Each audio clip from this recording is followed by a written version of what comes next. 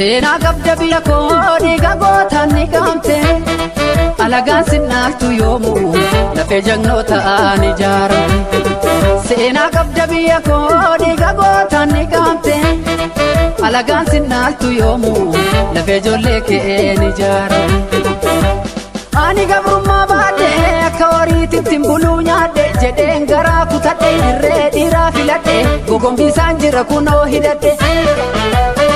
Loliya keerroo biyya abbaa keetiif sumaafini sirraan dhiyeessinee daangarraa kukuffisaa jira woboonni. Ani gabrummaa baadhee akka horiititti buluu nyaadhe jedheen garaa kutadhe irree dhiiraa filadhe gogombisaan jira kunoo hidhadhe. Loliya keerroo biyya abbaa keetiif sumaafini sirraan dhiyeessinee daangarraa kukuffisaa jira woboonni.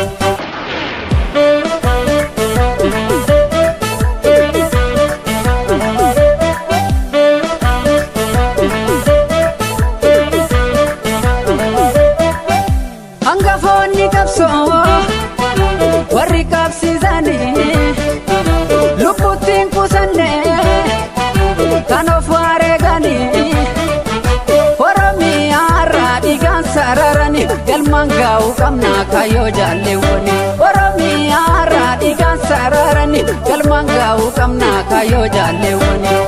Jeneraal Taaddee Birruu kees guddinaa tumsa kaabbadaa Buzuunashiif alamuu qixxeessa. Mul'ataa faayisoof kan akka baaroo tumsa Hayilee Fidaa fi Jaarraa Abbaa Gadaa. Amiin Abdul Fattaaf Taasfaa Huncaa Madaa Mutamaa Hawaasiif Jaalmaa Garsaa Baree. Hajii Adamsaa Doof kan akka Useen Bunee Nadhii Gammadaa fi kan akka Boruu Dinnee. Goota kana damne mee akka miiramne walii galuun ni beediinaaf karaasa. Diinaaf karaa banne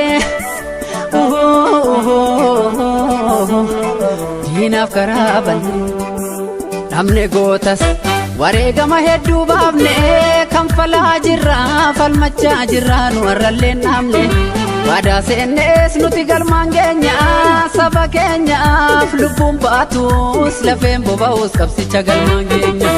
Lubbuun baatus lafeen boba'us qabsicha galmaan keenya. Dhabne gootas wareegama hedduu baafne kan falaa jirra falmachaa jirra nu warrallee namne. Waadaa seennees nuti galmaan keenya saba keenyaaf lubbuun baatus lafeen boba'us qabsicha galmaan keenya.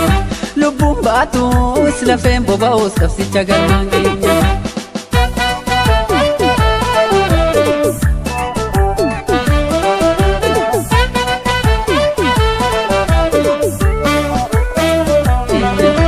Elemoo giltuutu dhukaasee jalqaba goota hedduu dhabne falmattoota haqaa.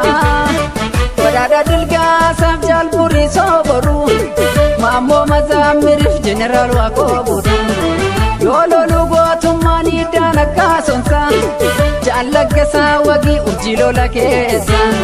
Goota akkanaa dhabne mee akka miiramne walii galuun ni beediinaaf karaa banne. Diinaaf karaa banne. Diinaaf karaa banne. Ani Oromoodha jedhii falmadhu mataa gadi hin qabeeni. Abbaan feetes yoo galte gantuuf gurra hin kenniini.